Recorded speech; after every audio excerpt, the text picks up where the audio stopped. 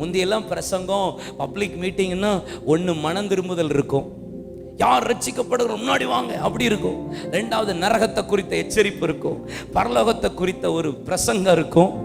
அப்படிதான் ஒரு ஊழியத்துக்கு அழைப்பு இருக்கும். இன்னைக்கு எங்க இருக்கு பப்ளிக் மீட்டிங்ல? அப்படி எல்லாம் பிளெஸிங் தான், ஆசீர்வாதம்.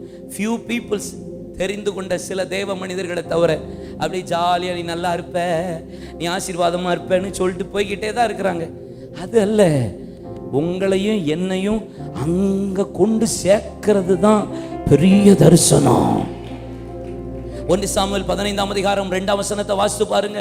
இஸ்ரவேல் ஜனங்கள் எகிப்து தேசத்தை விட்டு புறப்பட்டு அவர்கள் கானானுக்கு போகிற வழியை மரித்த செய்கையை என் இருதயத்தில் வைத்திருக்கிறேன். அமலேக்கியன் தான் இஸ்ரவேல் ஜனங்களை எகிப்திலிருந்து புறப்பட்ட போது கானானுக்கு போகிற வழியை மறைத்தான். யாத்திராகமம் 17ஆம் அதிகாரத்தில் ரெவி தீவில அமலேக்கியர் இஸ்ரவேல் ஜனங்களை அவர்கள் மரித்தார்கள். வழி மறித்த செய்கையை என் இருதயத்தில் வைத்திருக்கிறேன். குருடு வந்ததுக்கு, தரிசனத்தை இழந்ததற்கு காரணம் 1 பிசாசின் வல்லமை, 2 பாவம், 3வது கனியற்ற ஜீவியம், 4வது ஆண்டவர் சமூகத்தில் இன்னைக்கு பரலோகத்துக்கு சேர விடாத தன்மை பண்ணுகிறதெல்லாம் குருட்டின் ஆவி. ஆமென், அல்லேலூயா.